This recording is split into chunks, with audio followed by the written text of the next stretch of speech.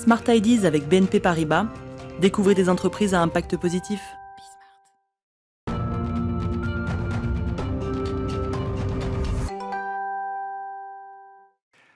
Smart Ideas avec Romain Bonnard, bonjour.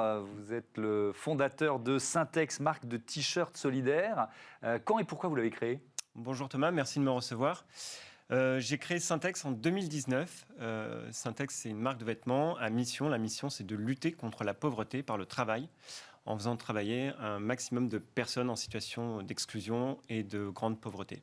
Le point de départ de cette aventure, c'est votre observation de la ville, quoi, tout simplement, et des sans-abri, peut-être ? Oui, tout à fait. Ça a commencé avec les sans-abri. Moi, j'habitais à Paris, dans un quartier où il y avait beaucoup de sans-abri. J'ai commencé à aller à leur rencontre.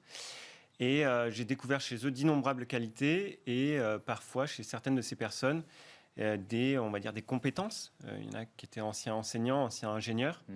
Et donc j'ai voulu aller plus loin dans leur intégration et je me suis clairement dit que les entreprises avaient un rôle à jouer dans leur intégration puisque le travail en fait est un des 3 piliers de l'intégration avec le logement et l'éducation. Donc j'ai voulu créer une entreprise qui privilégie le travail des plus démunis dans l'optique de les intégrer. Et alors pourquoi vous avez choisi le vêtement ou la mode pour finalement être le vecteur de cette volonté ? Tout à fait.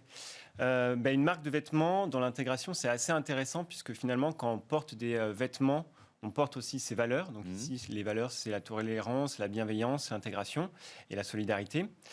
Et puis aussi dans la confection, dans la mode, aujourd'hui, en termes de statistiques, il y a encore plus de femmes qui travaillent dans la confection.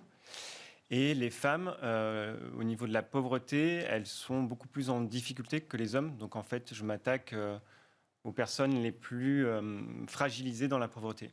Donc il y a beaucoup de femmes dans vos ateliers ? Alors, on travaille avec 2 ateliers d'insertion partenaires, un qui assure la confection et l'autre la logistique de nos vêtements. Et celui qui assure la confection, il y a 80% de femmes, effectivement. Ce premier, vous le portez d'ailleurs, j'imagine, ce premier t-shirt. Le t-shirt solidaire, oui, tout à fait, c'est celui que je porte ici. C'est quoi ses caractéristiques, si vous deviez nous le décrire ? Comment, par qui il est fabriqué ? Alors, il est fabriqué dans un atelier d'insertion à Marseille. Et puis après, la préparation de commande est assurée par un autre atelier d'insertion, ce qui fait qu'en tout, c'est 9 personnes qui travaillent sur ce t-shirt. Et donc, on peut dire que ce t-shirt participe à l'intégration de 9 personnes. L'autre caractéristique, en fait, de ce vêtement, c'est que c'est pas parce qu'on fait de l'intégration qu'on a voulu lésiner sur la qualité. Donc, en fait, c'est un coton 100% bio et assez épais, puisqu'il fait 190 grammes. Donc, en fait, c'est un vêtement de qualité qui offrira une bonne tenue et une bonne durée dans le temps. Est-ce qu'on est dans du Made in France avec ce t-shirt ? Oui, on est dans du 100% Made in France, puisque en fait, on fait travailler 10 entreprises françaises, donc que ce soit pour l'achat de la matière première, des étiquettes, des cartons, etc. Un petit bémol quand même sur le coton, il ne vient pas de France puisqu'il n'y en a pas en France et donc il vient d'Inde et en toute transparence on a demandé des certificats aux fournisseurs français qui achètent son coton en Inde pour savoir s'il y avait bien les labels en fait à la fois écologiques et en termes de conditions de travail qui étaient respectées dans son prestataire indien. Oui. Vous en êtes du développement de l'aventure Syntex ? Alors, en fait, là, on est à notre seconde année. On a fait on sort d'une campagne de financement participatif qui s'est terminée en septembre 2020. Et on va sortir donc des 3e produits d'ici l'été. On est encore en réflexion.